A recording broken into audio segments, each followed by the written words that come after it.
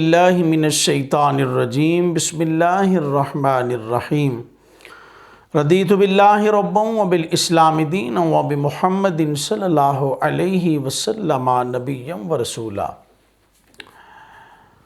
رب اشرح لی صدری ویسر لی امری واحلل عقدۃ من لسانی یفقہوا قولی۔ السلام علیکم ورحمۃ اللہ وبرکاتہ۔ جی آج میں آپ کو بڑی ایک نقطے والی بات بتانے جا رہا ہوں۔ اس بات کی سمجھ آ گئی تو انشاءاللہ آپ کا بڑا مسئلہ ایک حل ہو جائے گا، جس پر بڑی بحث ہوتی رہتی ہے۔ جی ہاں، بڑی خوبصورت بات ہے۔ قرآن مجید فرقان حمید کی 2 آیات کا سہارا لے کر میں وہ بات جو ہے وہ بیان کرنے جا رہا ہوں، لیکن اس سے پہلے ایک چھوٹی سی گزارش ہے۔ اگر آپ ہمارے چینل پر نئے ہیں تو پلیز ہمارا چینل سبسکرائب کریں، بہت شکریہ۔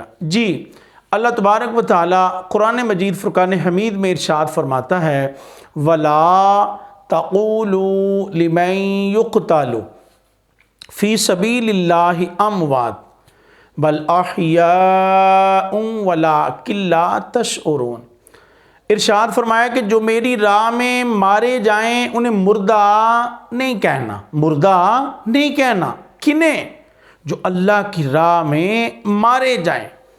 فرمایا بلکہ وہ زندہ ہیں لیکن تم ان کی زندگیوں کا شعور نہیں رکھتے۔ اللہ تبارک و تعالیٰ نے پابندی لگا دی کہ میری راہ میں جو مرے گا وہ زندہ ہے، اس کو مردہ کہنے کی اجازت ہی نہیں کسی کو۔ مردہ تو اسے کہتے ہیں جو مر جائے، لیکن اللہ تبارک و تعالیٰ اس آیت مقدسہ میں واضح فرما رہا ہے بل احیاء، وہ زندہ ہیں۔ کون؟ جو میری راہ میں مرتے ہیں وہ زندہ ہیں، انہیں مردہ نہیں کہنا۔ وہ ایسے زندہ لیکن تم ان کی زندگیوں کا شعور نہیں رکھتے۔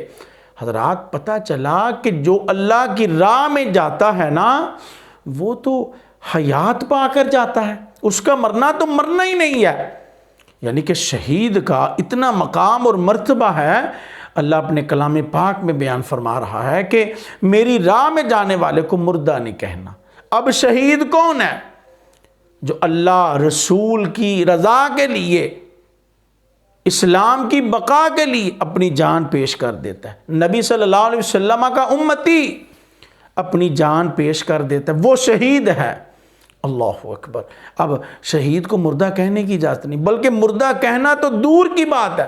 اللہ تبارک و تعالیٰ نے دوسرے مقام پر ارشاد فرمایا وَلَا تَحْسَبَنَّ الَّذِينَ قُتِلُوا فِي سَبِيلِ اللَّهِ أَمْوَاتًا بَلْ أَحْيَاءٌ عِندَ رَبِّهِمْ يُرْزَقُونَ۔ فرمایا جو میری راہ میں مارے جائیں انہیں مردہ سوچنا بھی نہیں، گمان بھی نہیں کرنا، ذہن میں بھی نہیں لے کے آنا۔ بل احیاء، بلکہ وہ زندہ ہیں، عند ربہم یرزقون، اور اپنے رب کی بارگاہ سے وہ روزی بھی حاصل کر رہے ہیں۔ کیا بات ہے شہید کی، کیا مقام اور مرتبہ ہے اللہ کی راہ میں مرنے والوں کا۔ ایک مقام پر فرمایا اسے مردہ نہیں کہنا، وہ زندہ ہے لیکن تم شعور نہیں رکھتے۔ دوسرے مقام پر فرمایا اسے مردہ سوچنا بھی نہیں، گمان بھی نہیں کرنا، ذہن میں تصور بھی نہیں لے کے آنا۔ حضرات 2 ہی باتیں ہیں، یا تو بندہ سوچتا ہے اور پھر بولتا ہے، 2 ہی باتیں ہیں، یا سوچتا ہے پھر بولتا ہے۔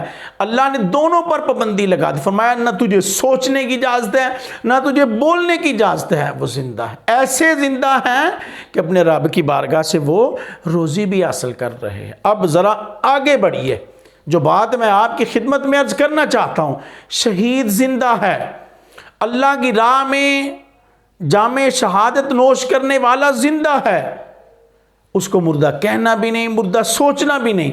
اب جس نبی کا نام لینے والا زندہ ہے، اس نبی کی شان کیا ہوگی، اس نبی کا مقام کیا ہوگا۔ اللہ اکبر۔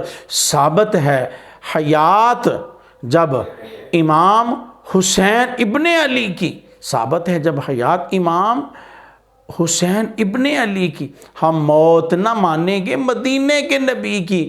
حضرات اللہ کی راہ میں جانے والا شہید ہے، اس کو مردہ کہنے کی اجازت نہیں، مردہ سوچنے کی اجازت نہیں۔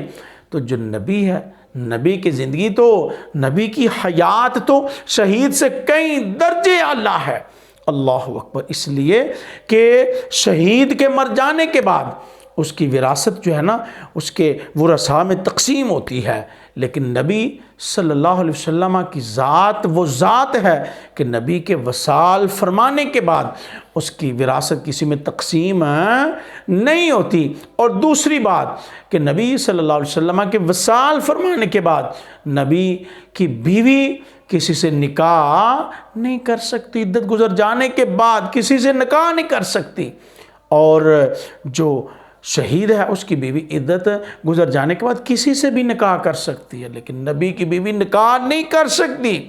حضرات پتہ چل گیا کہ شہید زندہ ہے، اس کو مردہ کہنا نہیں، مردہ سوچنا نہیں، تو جو شہداء کا نبی ہے اس کی شان کیا ہوگی؟ شہید زندہ ہے جس نے نبی کا نام لیا اور اپنی جان کا نذرانہ پیش کر دیا اس نبی کی عزت پر، نموس پر، تو نبی کا نام لینے والا زندہ ہے، اس کو مردہ کہنے کی اجازت نہیں، مردہ سوچنے کی اجازت نہیں، تو نبی کی شان کیا ہوگی؟ میرے نبی زندہ ہیں، تو زندہ ہے واللہ، تو زندہ ہے واللہ، میرے چشم عالم سے چھپ جانے والے۔ اللہ تبارک و تعالی ہمیں اس عقیدے پر استقامت عطا فرمائے۔ میرے کریم نبی صلی اللہ علیہ وسلم کو اللہ نے بڑی طاقت عطا فرمائی ہے، اللہ نے بہت کچھ عطا کیا ہے، اللہ نے خزانوں کی چابیاں عطا کی ہیں۔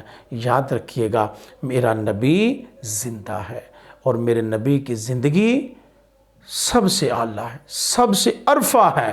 اللہ تبارک و تعالی ہمیں اس عقیدے پر پابندی کی توفیق نصیب فرمائے، آمین بجاہ النبی الامین صلی اللہ علیہ وسلم۔